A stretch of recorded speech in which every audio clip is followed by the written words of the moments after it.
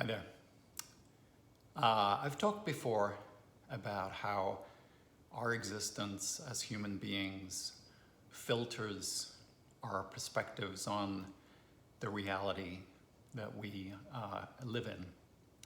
So, just to recap, for instance, we don't see the full spectrum of the electromagnetic radiation.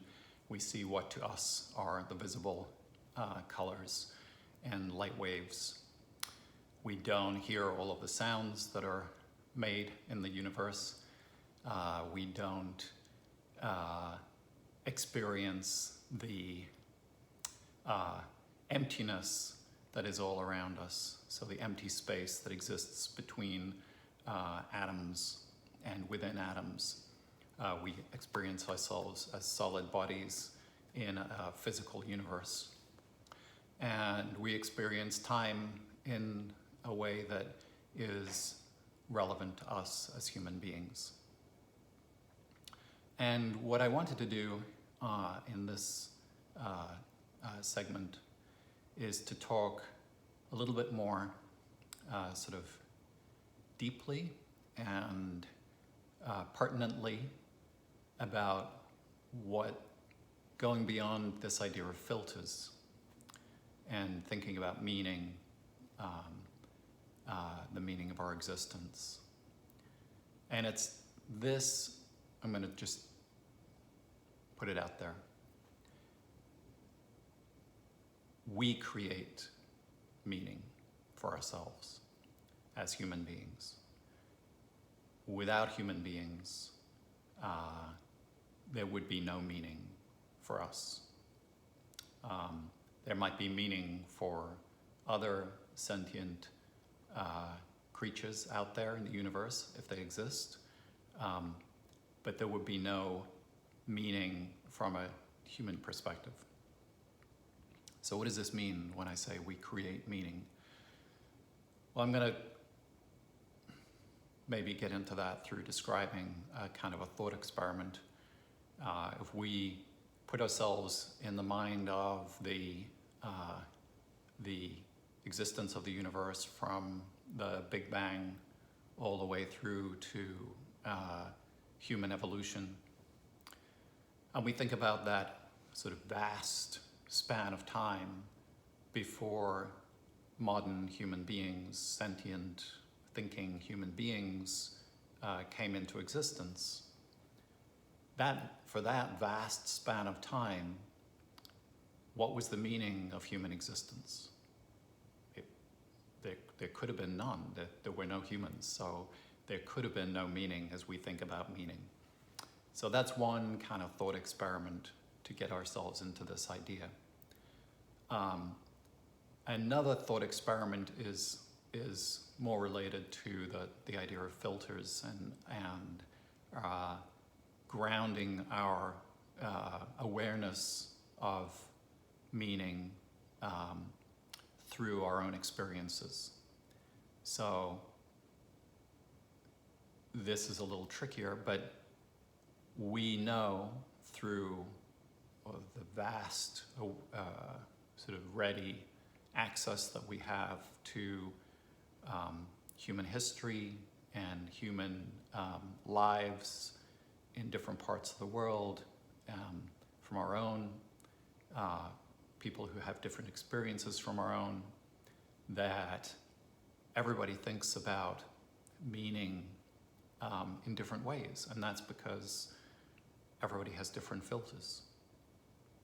There is, and different experiences, which doesn't just mean that our experiences shape our sense of meaning. It means that our experiences create our sense of meaning. It also means that, and this is perhaps an even more kind of shaking thought, that we could choose to not create that meaning. So in the 20th century, there were several sort of very foundational changes in the way that thinkers thought about life. The Industrial Revolution, the technological revolution brought about this, and the sort of decline in the prevalence of organized religion. All of this brought about this concept of existentialism and nihilism, and the possibility that there could be no meaning, which had a kind of a shattering effect for a lot of people.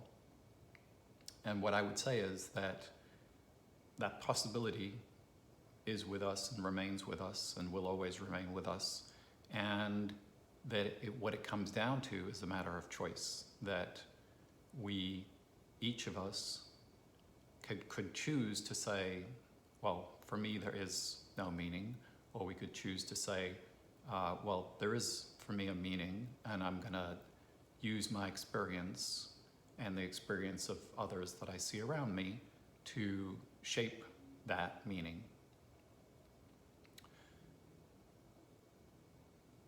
All of which is not to say that meaning is a fabrication. And here's the tricky part. We can choose either meaning or not meaning.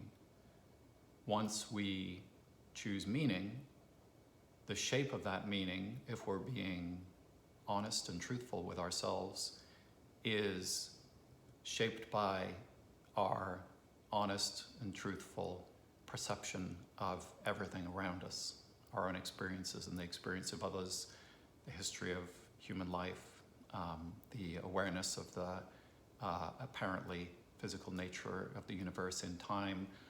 All of those things, if we choose to say, I'm going to accept for me there will be meaning, all of those things have to come into play. If we are dishonest or untruthful or deliberately blind with ourselves, then we're not creating meaning, we're creating an illusion. So that's a lot to, I think, cover today. I just wanted to put it out there. I'm going to return to this idea. I